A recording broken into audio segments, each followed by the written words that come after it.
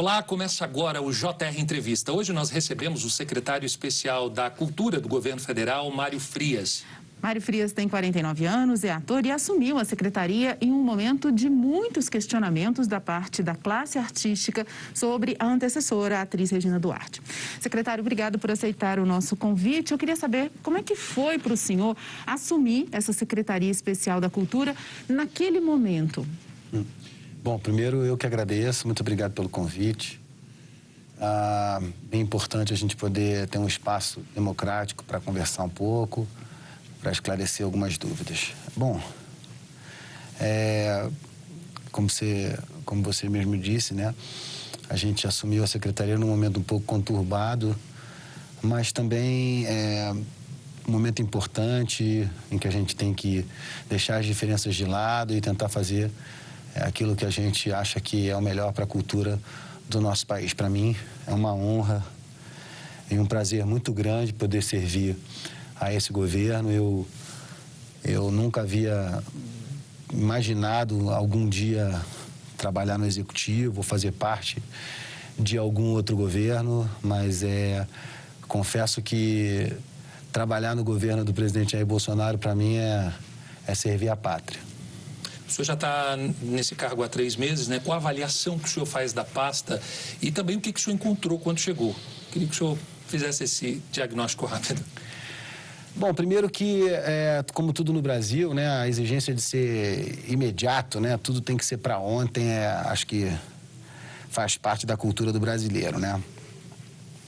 A gente encontra o espaço com alguns problemas históricos, né, e chega com muita vontade de tentar fazer o melhor pelo país, né? Eu acredito que a minha experiência como gestor, como produtor de TV, principalmente, que é de onde eu... Vou tirar o óculos, gente, senão eu não consigo máscara e óculos. Fica embaçando aqui.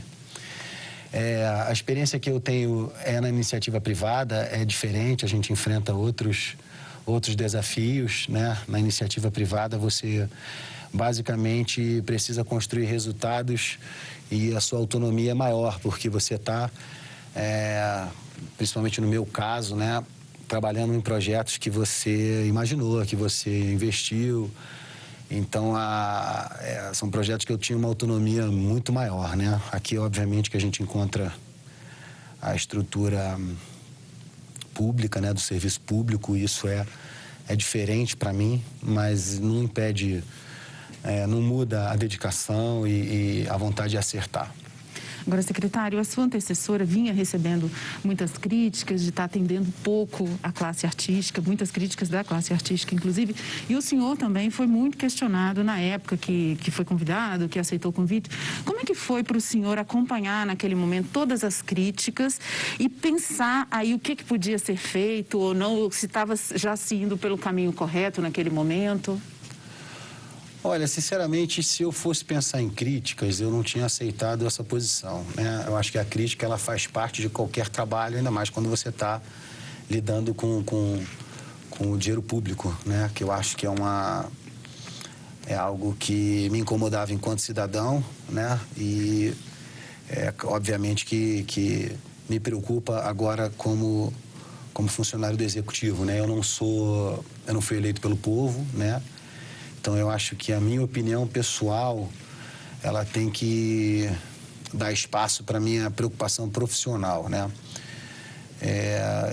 Obviamente que eu cheguei há pouco mais de 90 dias no cargo e, como eu te falei, né, a questão do imediatismo aqui é muito pesado, mas se a gente for pegar como parâmetro a iniciativa privada, nenhum projeto ele pode se considerar sedimentado com menos de 5 anos, seja um restaurante, seja um cinema, seja o que você estiver lidando com o público, você vai ter um período de adaptação de no mínimo 24 meses e para sedimentar essa administração não menos de 5 anos, né, de 5 a 10 anos.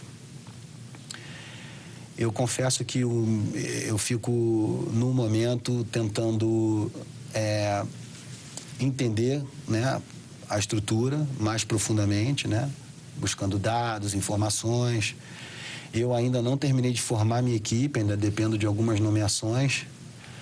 Eu acho que esse processo das nomeações é um processo correto, né? Porque a pessoa está vindo para o poder público, né? Está vindo trabalhar para o governo federal, então é um processo normal e é um processo lento. Então a gente ainda não conseguiu nem mesmo nomear todas as pessoas que eu pretendia. Algo que o senhor falou interessante, que me chamou a atenção agora, eu observando a fala, o senhor disse assim, Alessandro, eu não ligo... Alessandro não, falou para todo mundo, eu não ligo para as críticas.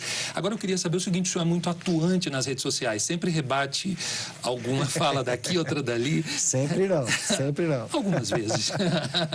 Como é que é ter que lidar com isso em meio às redes sociais, né? Nós estamos vivendo uma outra realidade e as redes sociais trazem aí discussões à tona que às vezes a gente não esperava participar. E como é que o senhor está levando aí essas rebatidas? Porque eu acompanho o senhor também, o senhor às vezes dá uma alfinetadinha ali, outra aqui. É raro. Acho que até hoje eu só dei uma. Mas dei na canela de quem merecia também. Foi. Acho que as pessoas estão sempre prontas para falar, né? Mas muito pouco dispostas a ouvir, né? Então eu acho que é aquela velha máxima que a gente aprende desde pequenininho, que é quem fala o que quer ouve o que não quer, né? Agora, em relação ao trabalho e à secretaria, isso muda de figura, porque, como eu falei, eu não sou eleito pelo povo, eu fui escolhido pelo presidente da República para assumir um cargo no Executivo. E eu acho que eu tenho que me comportar como tal. Agora, esses entraves que o senhor disse, quais são os entraves que o senhor está enfrentando? Essa questão da burocracia, quais são os entraves?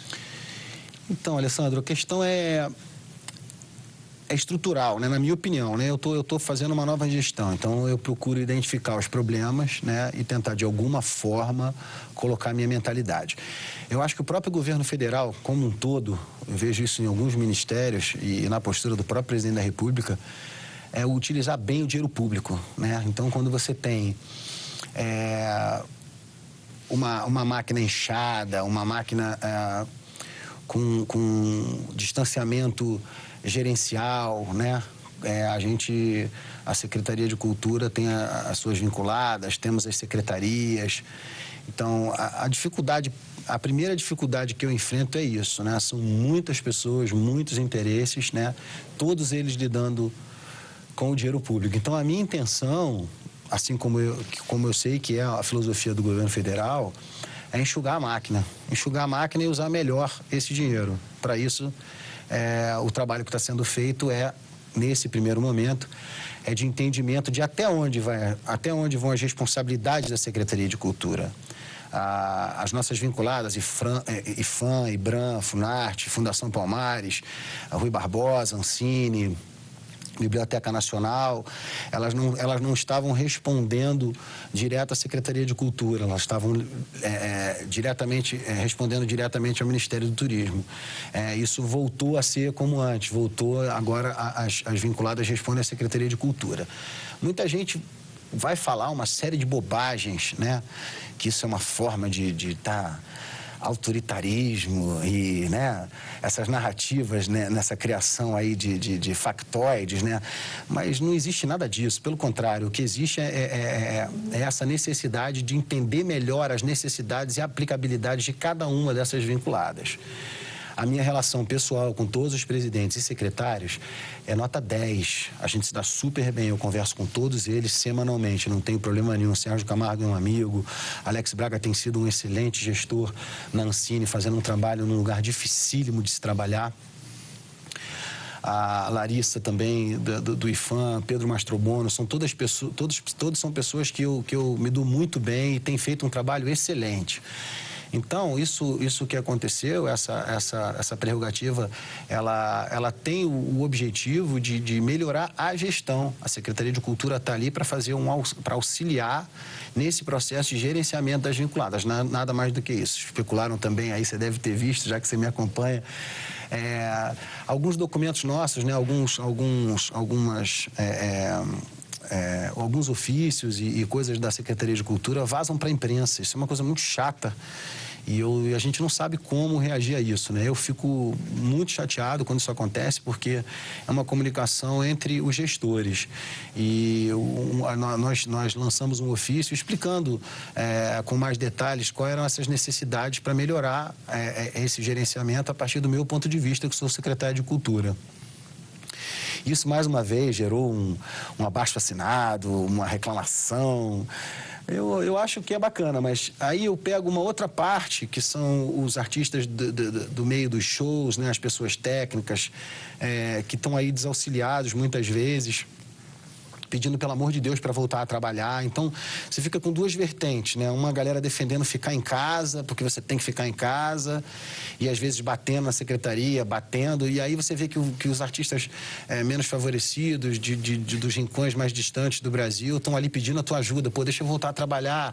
Então, a verdade é que a gente é um país continental, com uma cultura plural, né? Você tem diversas manifestações culturais Brasil afora, norte, sul, leste, oeste, e você também tem essas opiniões divergentes. O que a gente não pode é dar ouvido somente a um lado e esquecer o outro. Então, eu acho que, às vezes a briga acontece porque a gente desagrada uns né, e é normal.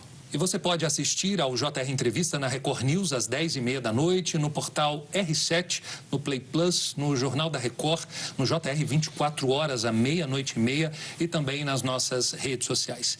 Secretário, um ponto que eu achei interessante que o senhor falou, né? Se responder, vai levar também. O senhor falou principalmente da ideologia que sempre está presente em boa parte dos artistas. Na sua opinião, o senhor acredita que isso aí pode ser generalizado ou não?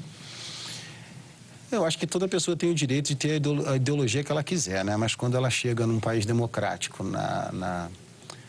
no alcance que tem uma Secretaria de Cultura, a gente precisa entender que outras pessoas têm outras ideologias, né? Então, a gente tem que respeitar. Eu acho que esse é o princípio básico. A Secretaria de Cultura está aberta ao diálogo para entender as necessidades. A gente vive um drama muito sério, que é a questão da doença, do Covid, né? Então, eu acho que precisa ter um pouquinho mais de paciência, né? Eu estou há 100 dias sentado nessa cadeira, tentando fazer o melhor que eu posso. E o meu entendimento é esse: enxugar, economizar, respeitar o dinheiro público, melhorar a máquina em si, a gerência, ajudar as pessoas, né? O presidente sempre me cobra muito a postura de que a cultura tem que ser um bem para todos os brasileiros. E, como eu disse, a gente vive num país que é um continente, então a gente tem que conversar com Roraima, a gente tem que conversar com o Rio Grande do Sul, a gente tem que conversar com o Ceará, a gente tem que conversar com o Mato Grosso e por aí vai. Eu acho que essa é a tônica do momento e principalmente, que eu acho que é o que incomoda todo brasileiro, que ficou bem claro nas eleições de 2018, que é o respeito ao dinheiro público. Secretário, o senhor já falou também questão que ainda está montando a sua equipe nesse período, que ainda faltam alguns ajustes ainda. Então, vem algumas outras trocas de comando aí, por exemplo, Funarte ainda vai ser trocada, algumas fundações, enfim, ainda vem mudanças por aí? Eu acho que a gente trabalha num modelo, né, que precisa ser um modelo de alto rendimento, de alto aproveitamento. Então, eu acho que a mudança de posições é algo normal. Né? Eu fiz uma modificação agora, né? A gente tem agora um novo presidente na Funarte, que é o Lamartine Orlando, um cineasta, uma pessoa com bastante experiência em gestão pública. Eu estou bem satisfeito com a nomeação dele. E eu acho que depende mesmo disso que eu falei antes. A gente tem um melhor aproveitamento, uma gerência mais profissional, gastar menos, fazer mais. Eu acho que sempre com respeito ao dinheiro do contribuinte. Essa é a tônica da Secretaria, sem deixar de lado o investimento na cultura, porque é muito importante. Nós somos um povo multicultural, né? A gente tem diversas culturas dentro desse mesmo país, né? Que música representa a música popular brasileira? Qual música? Você sabe responder? Será que a que você acha que é a popular brasileira é que o Alessandro acha que é a música popular brasileira? Por que não valorizar todas as músicas? Assim como o cinema, assim como a TV. Então, a gente está falando de uma necessidade que gritou nas urnas, né? De uma questão que estava na ponta da língua de todo brasileiro. Eles queriam uma satisfação do porquê que uma determinada fatia do mercado artístico tinha a predominância nos grandes projetos. Então, a gente pretende dar essa resposta. O senhor falou algo interessante. Nós temos um Brasil, né? Um país continental, com contrastes, diferenças.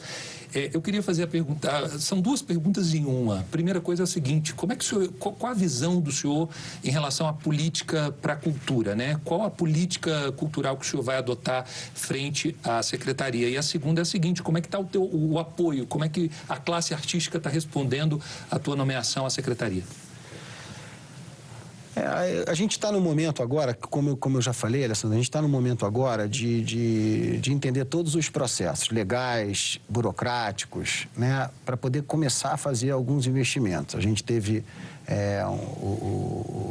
o Fundo de Investimentos ao Pequeno Exibidor, que foi um projeto muito bacana com a Ancine, com o BRDE, BNDES, todo mundo demonstrando muita vontade para que essa verba chegasse. Só esse investimento, ele salvou 8 mil empregos diretos e indiretos no Brasil todo, né? Há muito questionamento. Por que investe o dinheiro no cinema, no artista? Basicamente, em alguns municípios do Brasil e cidades, o cinema, às vezes, é a única forma de entretenimento. E aí ele não é só cultura, ele é turismo, ele é economia. Então, eu acho que esse tipo de projeto me interessa demais nesse momento. A gente está num momento emergencial, a gente precisa pensar nisso, né? A Lei Aldir Blanc também foi um movimento muito importante da Câmara, do Presidente da República, da Secretaria de Cultura, do Ministério do Turismo. Há que se enaltecer também a participação do ministro Marcelo Álvaro, que tem sido um grande parceiro para mim, tem uma experiência política muito grande, tem contribuído bastante nesse tipo de decisão. Esse auxílio, nesse momento, de R$600, ele é a garantia de um prato de comida na mesa do artista brasileiro. Há muito que se evoluir nesse aspecto, né? Eu tenho para mim que a gente precisa de um cadastro único, nacional, para a gente entender quem é esse artista, essa unificação de sindicatos, de movimentos de dança, de música, de teatro. Eu acho que quanto mais a gente conhecer o artista, mais a gente vai poder aplicar a política pública para beneficiar cada uma dessas manifestações Brasil afora. Ou seja, não tentar priorizar esse ou aquele, mas tentar compreender as diferenças, mais ou menos isso. Incentivar essas diferenças, é isso, secretário? Não, estimular? O que eu penso é o seguinte, a gente precisa... A minha visão é que a gente precisa primeiro conhecer quem são esses artistas, aonde eles estão, né? Que manifestação é artística? Você viu, por exemplo, as festas de São João foram prejudicadíssimas em função da Covid. Isso aí gera um impacto econômico para milhares de famílias brasileiras. Porque quem está vendo, às vezes, acha que é um artista... mas tem gente que vive disso, né? Que depende daquela arte. Não só a pessoa vive, mas o município vive, o Estado vive, deixa de arrecadar.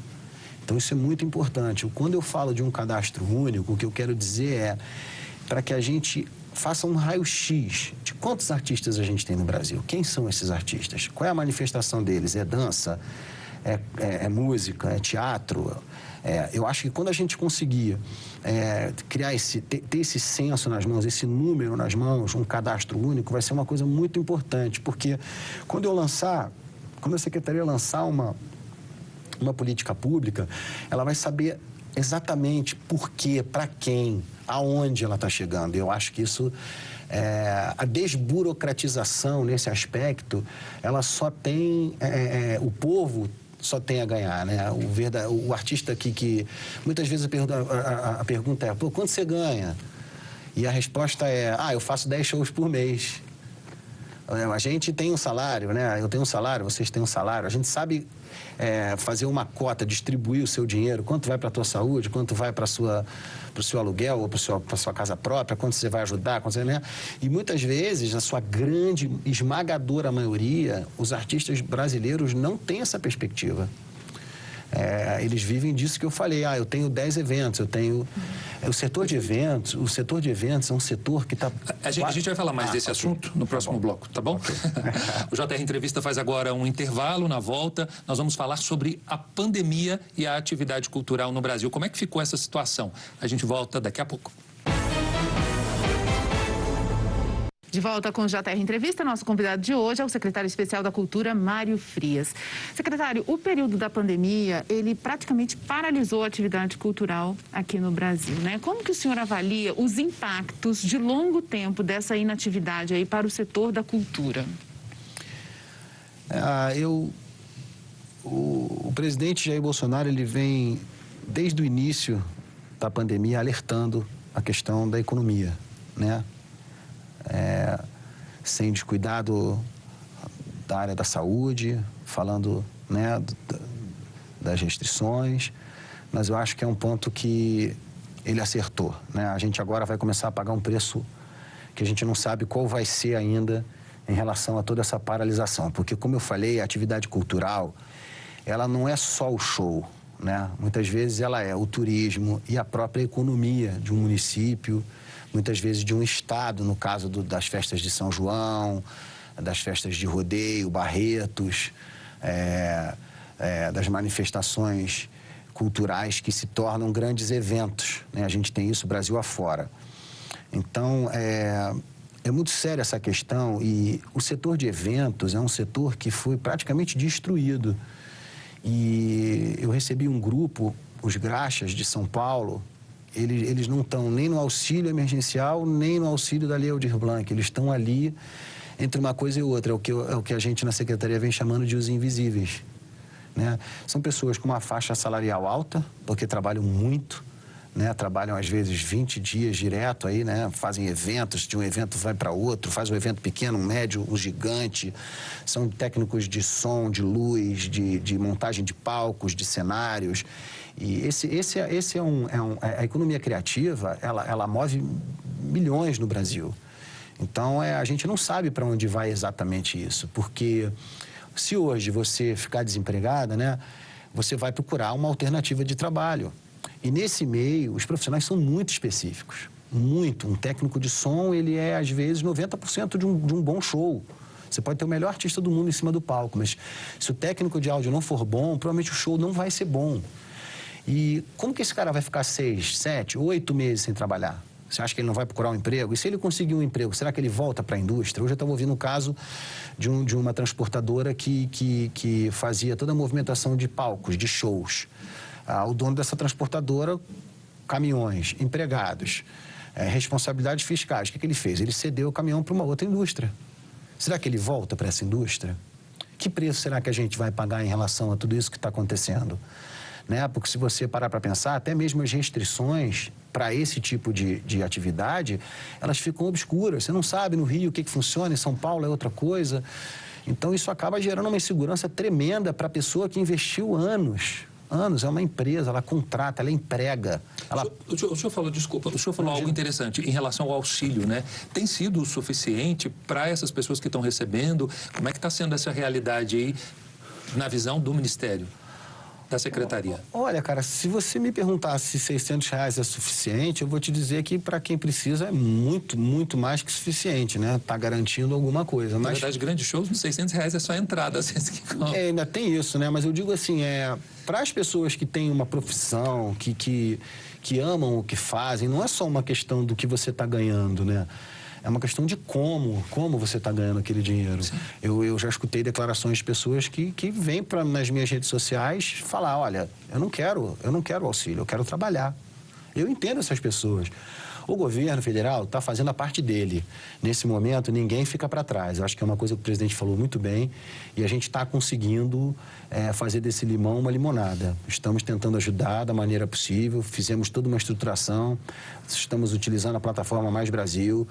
O governo federal já distribuiu 1/3 desses 3 bilhões. Cabe agora aos estados e aos municípios cadastrarem as pessoas, as empresas, para fazer o repasse desse dinheiro. Isso é muito importante que seja dito. Acho que você que está no seu estado, você que está no seu município, você é artista, tem um teatro, tem um circo, tem a sua atividade cultural, procure a sua prefeitura, procure o seu governo do estado, o seu secretário de cultura no estado, para você se informar, se cadastrar. Cada estado e cada município vai ter a sua forma de cadastrar. Eu gostaria que isso fosse diferente, conforme eu falei para vocês. Para mim, o ideal seria um cadastro único. Então, você é artista, você se cadastra, coloca seus dados, prova que você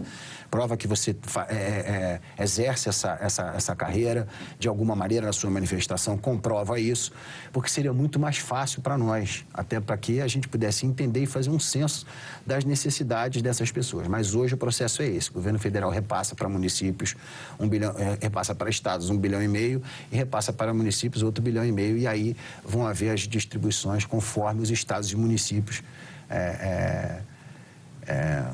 colocarem da melhor maneira. Lembrando que você pode assistir ao JR Entrevista na Record News às 10h30 da noite, pelo portal R7, no Play Plus, no Jornal da Record, no JR 24 horas, à 00:30 e também nas nossas redes sociais. Secretário, fazer cultura é algo que demanda dinheiro e que tem uma participação grande da iniciativa privada aqui no país. O senhor vem falando aí de algumas iniciativas, queria só que a gente consolidasse aqui, assim, quais que o senhor considera os principais tipos de apoio, de assistência que o governo vem dando nesse momento aos empresários desse setor. Uma das iniciativas mais importantes foi a lei do incentivo ao pequeno exibidor, né? Isso mostra que o governo federal não quer deixar ninguém para trás. É o que eu falei, às vezes um cinema é a única atividade de um município. A Aldir Blanc é outra proposta muito interessante, porque ela vai diretamente ao prato de comida, à mesa, né? Agora, a gente quer fazer com que isso seja ainda menos burocrático e mais eficiente. Então, as nossas ambições para 2021, 2022, se Deus permitir que a gente chegue até lá, é justamente diminuir essa burocracia, facilitar o entendimento. Muita gente não sabe como se inscrever nos projetos. Muita gente tem questões básicas de como é que eu coloco a minha peça de teatro, como é que eu qualifico ela para participar de uma lei de incentivo, como é que eu faço para me inscrever no cadastro para receber o auxílio. Eu acho que esses fantasmas têm que acabar. Definitivamente as coisas precisam ficar claras e transparentes. Então, ou seja, tirar aquela ideia de eu conheço fulano, ciclano, para poder entender o processo e ficar algo mais claro. Nesse governo isso acabou. Essa política, esse jeito de fazer política, nesse governo acabou. Aí eu acho que o agente público, o secretário, o ministro, seja qual for a sua posição, a gente tem que entender que é uma posição para servir. A gente existe para servir o povo brasileiro. Nesse caso, a cultura, ela é a própria manifestação da alma de um povo. Então, a gente definitivamente não pode favorecer um amigo, favorecer um sócio, seja lá o que for. Na minha gestão, isso não vai existir. Por isso, com certeza, o projeto é futuro, colocar a informatização, né? Trabalhar mais com o cadastro único, tanto para projetos que usem a lei de incentivo, quanto para conhecer o cadastro de artistas nacionais que a gente não tem. Então, eu acho que alguns movimentos simples. Uma outra coisa que é muito importante é enxugar a estrutura, enxugar a estrutura física, porque tanta coisa para administrar algo que podia ser mais organizado, mais enxuto. É o processo administrativo de qualquer grande empresa. Eu fiz um projeto para uma grande empresa de turismo e eu observei toda a mudança de uma empresa que tinha sócios para uma empresa corporativa. As pessoas unem as repartições, juntam os processos, deixam a coisa de maneira mais enxuta e transparente. Então, acho que esse é o grande objetivo da Secretaria de Cultura. Gastar menos, gastar melhor, investir em cultura em toda a sua gama que são manifestações do nosso povo. Uma coisa que o presidente me pede demais é isso que eu falei, é que as leis de incentivo incentivem, apoiem, criem, desenvolvam projetos culturais que representem o seu estado, o seu município. Obrigada, secretária. A gente vai para um rápido intervalo e no próximo bloco vamos falar sobre os atuais e os novos projetos para o setor cultural. Até já. Estamos de volta com o JR Entrevista, que recebe hoje o secretário especial da Cultura, Mário Frias. Secretário, eu queria que o senhor falasse para a gente quais são os projetos que estão em andamento aí na secretaria para favorecer toda a classe artística, né? Principalmente aquele que está lá na ponta, precisando de bastante ajuda. A gente tem alguns focos, como eu já venho falando durante todo o programa, né? Que é melhorar a gestão, né? Fazer com que a gestão pública seja eficiente no sentido de auxiliar a essa casta, né? A esse povo que vive de arte no Brasil, né? Como a gente já falou, sendo repetitivo, mas fundamental. Eu quero conhecer. Eu já dei a volta no Brasil algumas vezes, né? Como apresentador, como ator, em outro momento da minha vida. E tem muita manifestação cultural que a gente não conhece, né? Tem festas fantásticas por vários lugares que às vezes não recebem investimento.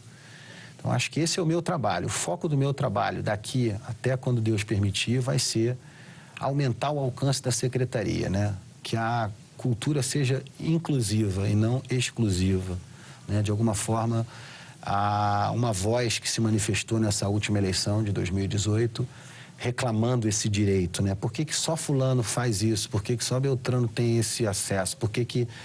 Muita gente, às vezes, manda mensagens dizendo assim, vamos acabar com a cultura, vamos... E isso é um erro profundo, porque o povo que não conhece a sua cultura não tem alma. A gente vai vestir outras culturas, né? Como se a gente, de repente, deixasse de ser brasileiro. E a nossa cultura é algo fundamental. Eu percebo que a gente precisa aumentar o diálogo com essas manifestações. No Amazonas, no Amapá, no Rio Grande do Sul, né? Em Minas Gerais. Por que não enaltecer todos esses artistas? E a dificuldade é porque a estrutura ela já estava construída de uma maneira e funcionou assim durante muitos anos. Então, a mudança ela vai causar essa ruptura, né? E toda ruptura vai ter um lado que vai negar, vai ter um lado que vai se sentir prejudicado. Mas eu posso garantir para vocês e deixar aqui muito, muito claro que o meu desejo é construir uma cultura acessível a todos no Brasil. E é como eu falei, as minhas ambições elas são simples. Menos burocracia, melhor gerenciamento, respeito ao dinheiro público, abordar projetos que possam fazer bem aos jovens, porque o jovem que conhece a felicidade, ele não troca pelo prazer. A gente está desenvolvendo um projeto, mais para o ano que vem, eu vou só fazer vou adiantar um pouquinho, mas é um projeto que ele vai levar núcleos de cultura, né? Não é um projeto novo, né? A gente já viu algumas tentativas nesse aspecto, mas é um projeto que vai tentar levar uma formação profissional, né? A cultura ela precisa ser efetiva nesse sentido. Não adianta eu ir lá e promover um centro cultural durante um ano só com uma programação para você assistir. Que legado eu estou deixando ali, né? O que eu estou realmente investindo no jovem?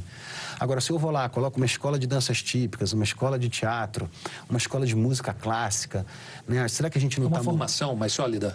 Sim, a minha intenção é transformar esses pequenos núcleos de cultura, vamos chamar assim, né? Não posso adiantar mais, mas vamos chamar eles de um lugar para que a pessoa tenha a oportunidade de construir a sua vida. Não só conhecer a cultura, mas participar dela e manifestar ela a ponto de poder um dia ser um professor. Já pensou se a gente consegue a formação de professores de música que depois possam ser utilizados na rede pública e que isso seja uma cascata, né? Eu promovo um bem-estar para você, você leva isso para sua escola, para o seu bairro.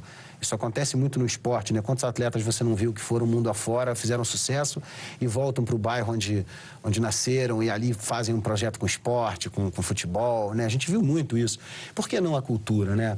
Por que a cultura ficou só sendo algo para você olhar e achar bacana, e se encontrar e falar de política? Né? Por que não efetivamente formar novos professores de dança, professores de artes, plástica, professores de teatro, de música? Aí sim, efetivamente, a gente estaria caminhando para mudar a vida das pessoas, né? Obrigada, secretário, pela sua participação. O JR Entrevista fica por aqui. Lembrando que você pode assistir ao programa na Record News, às 10h30 da noite, no portal R7, no Play Plus, no Jornal da Record, no JR 24 horas, à 00h30 e também nas nossas redes sociais. Nós agradecemos a presença aqui do secretário especial da Cultura, Mário Frias, e obrigado também a você por sua companhia. Até a próxima.